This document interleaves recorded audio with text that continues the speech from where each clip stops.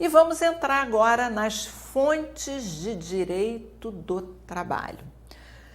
Lembrar que as suas dúvidas podem ser encaminhadas para o meu e-mail, voliabonfim@gmail. Também você pode participar ou perguntar em qualquer uma das minhas redes sociais.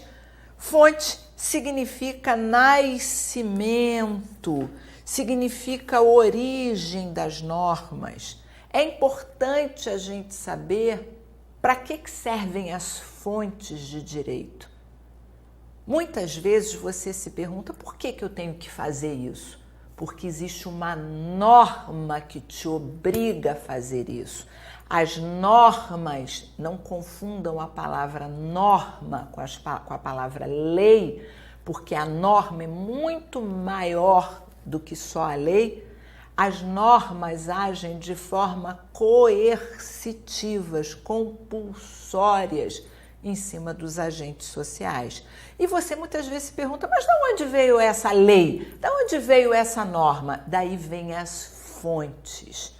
Quando você vê um rio passando, você quer saber de onde essa água brotou. Então, fonte é da onde brota a norma. Fontes dizem respeito à origem das normas, como elas nascem, como elas surgem. E elas podem ser materiais, que são as reivindicações, quando os trabalhadores ou os empresários vão para as ruas, fazem passeatas, pressionam o Estado, e elas podem ser formais. Formais quando elas obrigam, quando você sente o peso da obrigação de ter que cumprir.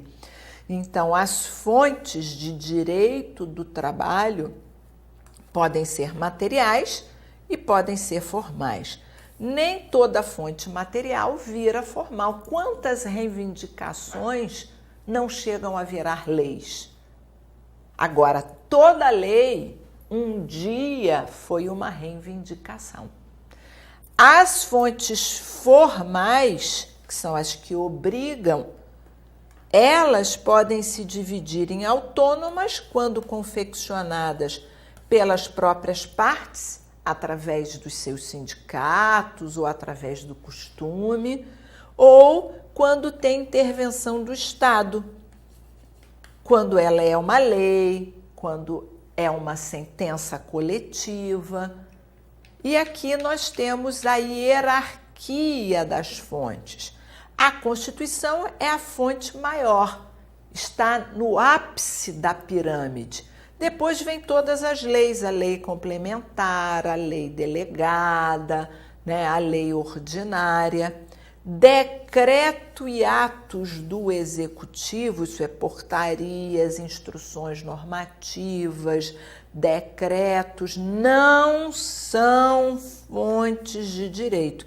Isso é a regra, é claro que há exceções, mas são exceções. A regra é que decreto, portaria, instrução normativa, norma regulamentar, não é avisos, não é fonte de direito. A súmula vinculante e os precedentes obrigatórios são fontes de direito, principalmente para processo do trabalho. A sentença normativa, a convenção e o acordo coletivo, o regulamento de empresa, o laudo arbitral, o costume, e há quem inclua, isso não é unânime, o contrato de trabalho, por isso eu coloquei em vermelho com asterisco. Não é que o contrato não obrigue, ele obriga, só que ele obriga só as partes do contrato. E quando a gente fala em fonte, a gente fala em algo que obriga a todos, ou pelo menos a um grupo. Então, Constituição todo mundo sabe o que é, leis todo mundo sabe o que é, súmula vinculante, precedentes obrigatórios, você vai aprender lá no processo do trabalho. Sentença normativa é aquela proferida nos autos de um dissídio coletivo, isso é, o direito do trabalho tem uma peculiaridade de ter ações coletivas mesmo antes de existir a ação civil pública. Desde 1943 nós temos esse tipo de dissídio. O dissídio coletivo é uma ação coletiva em que os trabalhadores reivindicam algo que não está na lei e os empregadores não querem conceder. Se eles não conseguem entrar num acordo, isso é, se eles não conseguem fazer uma negociação coletiva para culminar numa convenção coletiva ou num acordo coletivo, isso pode ir desde que a outra parte concorde, porque ele é bilateral, é a única ação bilateral, lá no Tribunal do Trabalho. E lá, ao julgar essa lide coletiva, sai uma sentença normativa, a sentença que cria norma, olha o nome. Eu coloquei um asterisco porque hoje em dia ela é rara. Desde a mudança do artigo 114, com a emenda constitucional 45, essa ação coletiva, que é chamada de dissídio coletivo de natureza econômica, é bilateral.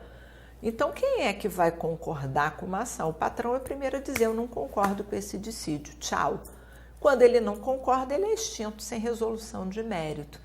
Então, dificilmente a gente tem, desde a emenda constitucional, uma sentença normativa. Acordo e convenção coletiva a gente vai estudar o que é. Regulamento de empresa é uma norma interna que alguns empregadores fazem, normalmente quando a empresa é grande, para se autorregular. O laudo arbitral coletivo é quando você procura um árbitro extrajudicial para dar um resultado coletivo para a sua empresa. E o costume, por exemplo, a gorjeta, que é um costume que tem efeitos jurídicos, né? Que ela produz efeitos jurídicos. Essas seriam as fontes formais de direito. Não cai profundamente no seu concurso, cai só quais são. E a única controvérsia na sua prova de múltipla escolha é se o contrato de trabalho é considerado fonte formal ou não. Tem gabarito que diz que sim e tem gabarito que diz que não. Então, o que eu recomendo é, se na listagem tiver outra fonte, opte por outra. Se não tiver nada, mas tiver o contrato, opte pelo contrato. Vamos ver quais são os direitos trabalhistas contidos na Constituição. E eu aqui, obviamente, os resumi, mas vale a pena você abrir aí agora o seu artigo 7º da Constituição para a gente ir lendo inciso por inciso. O inciso 1 do artigo 7º protege o trabalhador contra despedida arbitrária ou sem justa causa nos termos da lei complementar. Ainda não existe essa lei complementar para impedir a despedida arbitrária. Também tem direito o empregado pela Constituição ao seguro-desemprego, ao FGTS, ao salário mínimo, a um piso proporcional à complexidade, são os estados que têm feito leis para fixarem esses pisos, garantia do salário mínimo para quem recebe remuneração variável, isso é para quem recebe percentagens, irredutibilidade do salário, 13º salário, remuneração do trabalho noturno superior à do diurno, proteção do salário na forma da lei, constituindo crime sua retenção dolosa, participação dos empregados nos lucros da empresa e na gestão conforme a lei, essa lei nunca veio, nunca existiu, salário família, jornada de 8 horas diárias e, aqui é e, lembrar na prova cai muito ou, está errado, e 44 horas semanais, facultada compensação, jornada de 6 horas para os turnos ininterruptos de revezamento, salvo negociação coletiva, repouso semanal remunerado preferencialmente aos domingos, hora extra com 50%, férias mais 1/3, licença gestante de 120, licença paternidade nos termos da lei, não a lei, mas o artigo 10.2 10.1 do ADCT aumentou para 5 dias a licença paternidade, proteção do mercado da mulher com incentivos nos termos da lei, aviso prévio proporcional ao tempo de serviço de no mínimo 30 dias, redução dos riscos inerentes ao trabalho por meio de normas de saúde, higiene e segurança, adicional de remuneração de atividade penosa, insalubre e perigosa na forma da lei, aposentadoria, assistência gratuita aos filhos dependentes desde o nascimento até 5 anos completos em creches e pré-escolas. Eles mudam isso aqui, põe 7 anos. É decoreba, gente. Reconhecimento das convenções e acordos coletivos, a palavra acordo aqui vem depois. Proteção em face da automação na forma da lei, essa lei ainda não veio até hoje. Seguro contra acidente de trabalho a cargo do empregador, sem excluir o direito à indenização a que está obrigado o empregador quando incorrer em dolo e culpa. Prescrição de 5 anos durante o contrato e 2 anos após a sua extinção. Proibição de diferença de salário, função, critério de admissão por sexo, idade, cor, estado civil, deficiência. Proibição de distinção entre o trabalho técnico, manual e intelectual. Proibição do trabalho noturno perigoso e insalubre ao menor de 18 e de qualquer trabalho ao menor de 16, salvo na condição de aprendiz. Igualdade de direitos entre o trabalhador com e sem vínculo de emprego, que é o avulso. Então, o que você vai fazer é decoreba, cai muito na prova de múltipla escolha. Esse direito, exemplo, vale transporte, não está na Constituição. Direito ao cartão de ponto, estabelecimento com mais de 10 empregados, não está na Constituição. Grupo econômico, não está na Constituição. Agora, e o 13º, férias, horas extras, está na Constituição. Salário família, está na Constituição. Seguro-desemprego, está na Constituição. Então, você tem que decorar o que está na Constituição, porque vai cair na múltipla escolha e eles vão botar alguma coisa que não está para você cair na prova de múltipla escolha. Bom, não é só o artigo 7º que cai, há outros direitos dos empregados que estão em outros artigos, além do artigo 7º. Então, você vai abrir o artigo 7º, vai decorar item por item, inciso por inciso. Vamos ler agora o 8º, que também traz direitos aos trabalhadores. O 8º da Constituição diz que é livre a associação profissional ou sindical. Então, é liberdade sindical. Também diz que a lei não poderá exigir a autorização do Estado para a fundação de sindicato, salvo a exigência que a lei pode fazer do sindicato ter o seu registro no órgão competente. Também foi imposta a unicidade sindical, só pode ter um sindicato na base territorial, não pode ter mais que uma. Também foi dada a liberdade de se filiar, você tem o direito de filiar e se desfiliar ao sindicato. Também foi dado o direito do aposentado de votar e ser votado no sindicato. E também foi garantida a estabilidade do dirigente sindical desde o registro da sua candidatura e, se eleito, até 1 ano após o término do mandato. Também não se preocupem que a gente vai estudar essa estabilidade mais tarde. Vamos passar então agora, já passamos os olhos, né? Que nem um voo de pássaro muito rápido, nos direitos trabalhistas do empregado contidos na Constituição. Você vai abrir o artigo 7º, vai ler todo, vai abrir o artigo 8º, vai ler todo, vai ler e reler, ler e reler. Pronto, é isso que vai cair para a sua prova. Vamos ver a diferença de relação de trabalho para relação de emprego.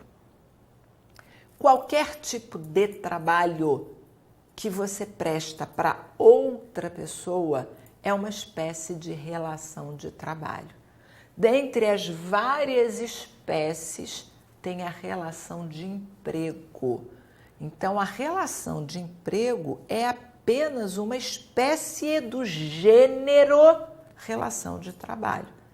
Então, trabalham também os autônomos, os agenciadores, os avulsos, os eventuais, os trabalhadores autônomos de carga, temos vários representantes comerciais, eles são relações de trabalho, mas não têm emprego. São empregados os domésticos, os urbanos, os rurais. Então, a relação de emprego é espécie do gênero relação de trabalho. Então, relação de emprego é uma espécie do gênero relação de trabalho. Assim como o autônomo é uma espécie do gênero relação de trabalho, assim como o representante comercial é uma espécie do gênero relação de trabalho. Então, a relação de emprego é apenas uma das muitas espécies de relação de trabalho. Então, a relação de emprego é uma espécie de relação de trabalho, mas com os requisitos do artigo 2º e 3º. Relação de trabalho que não é de emprego, a do representante comercial, a do autônomo, a do TAC, trabalhador autônomo de cargas, a do agenciador. Temos algumas relações, a do avulso, a do eventual, são relações de trabalho que não são relações de emprego. O autônomo a gente já leu esse artigo há pouco, que é a contratação do autônomo cumprida por essas formalidades legais, com ou sem exclusividade, de forma contínua ou não, afasta a qualidade de emprego. E eu disse para vocês que a grande característica do autônomo é que ele habitualmente explora seu ofício e profissão por conta própria e risco, e geralmente tem clientela diversificada. Enquanto o empregado trabalha por conta alheia, isso é, quem tem o risco é o patrão, porque o patrão tem que garantir o salário mensal do empregado. O autônomo não, ele trabalha por sua própria conta e risco.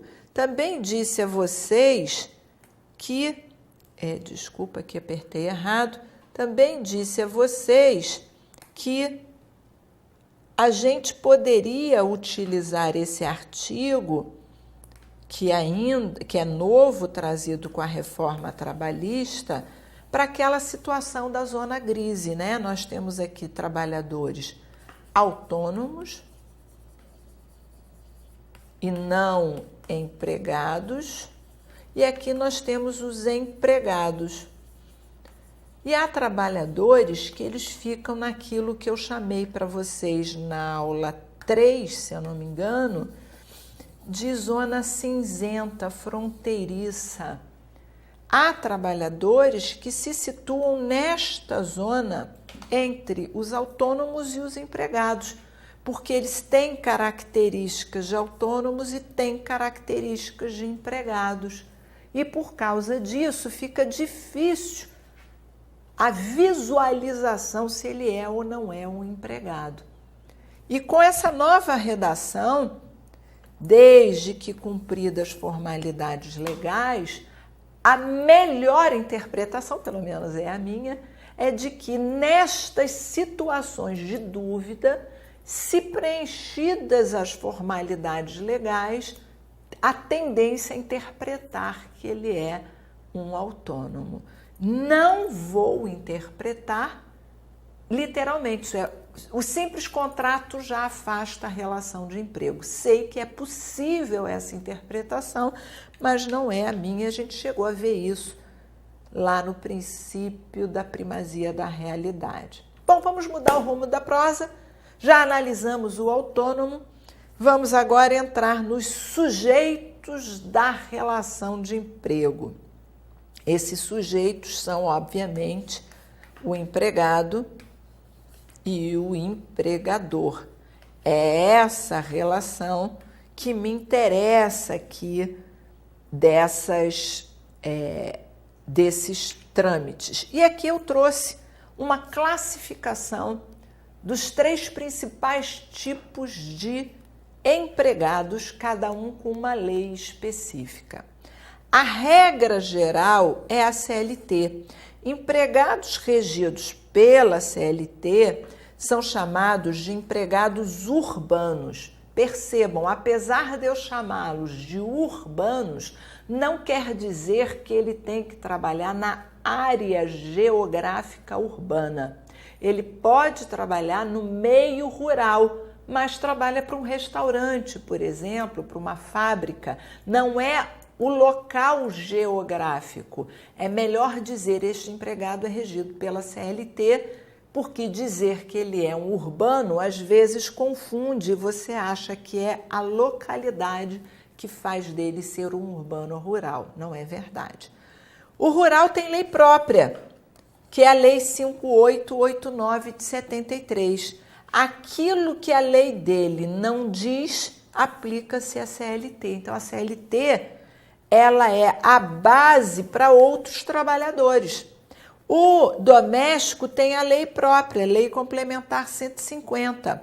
E o artigo 19 dessa lei complementar, assim como o artigo 1º dessa lei do rural, diz: nos vazios da lei do doméstico aplica-se a CLT. Então, de uma forma bem resumida, nós temos 3 tipos de trabalhadores. Ou ele é rural, ou ele é doméstico, ou ele é urbano. O doméstico e o rural, apesar de terem leis próprias, leis específicas, essas leis são muito resumidas. E nas lacunas, nos vazios, é a própria lei que manda aplicar a CLT para complementar. Bom, visto isso, normalmente no seu concurso não cai rural nem doméstico. Então, a gente não vai estudar esses 2 trabalhadores aqui nesse curso, mas não custa lembrar que quando sair o edital do seu concurso, você vai abrir e ver se cai. Se cair, você vai estudar as respectivas leis. Doméstico é raríssimo e rural é muito ocasional. Então, nós não vamos estudar os trabalhadores domésticos nem os rurais. Lembrem, a CLT tem um perfil, uma característica. Na verdade, é uma característica do próprio direito do trabalho.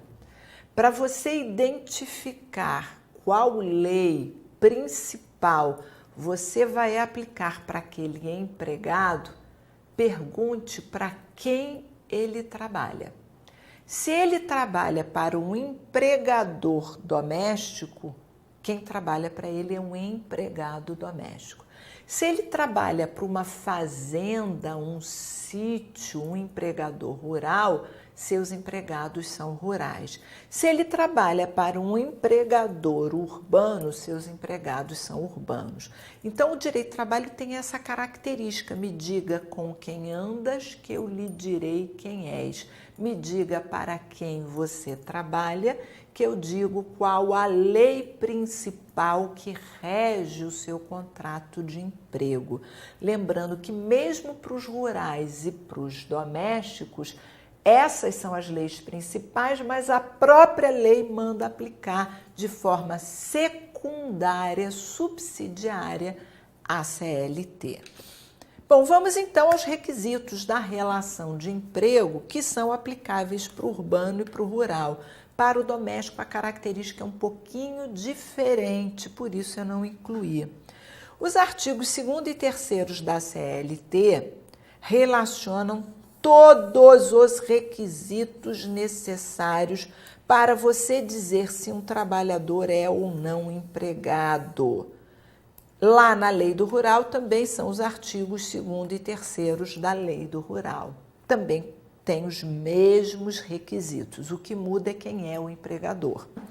O artigo 2º da CLT diz: considera-se empregador a empresa individual ou coletiva que, assumindo os riscos da atividade, então não é o empregado quem assume, essa é a primeira característica. Quem sofre os riscos do empreendimento é sempre o patrão e não o empregado. Esse patrão admite, paga salário, portanto, essa é uma relação onerosa, não é gratuita. Dirige, portanto, o empregado é subordinado ao patrão e os serviços são prestados com pessoalidade ao patrão. Então, só nesse artigo nós conseguimos vislumbrar alguns dos principais requisitos da relação de emprego. É o patrão quem assume os riscos da atividade, nunca o empregado, que se ele assumir os riscos, ele é um autônomo. O empregado recebe alguma contraprestação, portanto, esse é um contrato oneroso. O patrão dirige os serviços, portanto, existe subordinação do empregado em relação ao patrão. E a prestação de serviços é com pessoalidade. Lembrem, o que faz um trabalhador ser um empregado é a concomitância de todos esses requisitos ao mesmo tempo. Se um único requisito estiver ausente, ele não é empregado. Ah, mas ele era subordinado e recebia salário fixo. Sim, mas só prestou serviços uma vez, não é. Tem que ter repetição. Ah, não, mas na verdade não havia necessidade, era uma necessidade eventual, então ele não é empregado. Todos os requisitos têm que estar presentes concomitantemente para que esse trabalhador seja um empregado.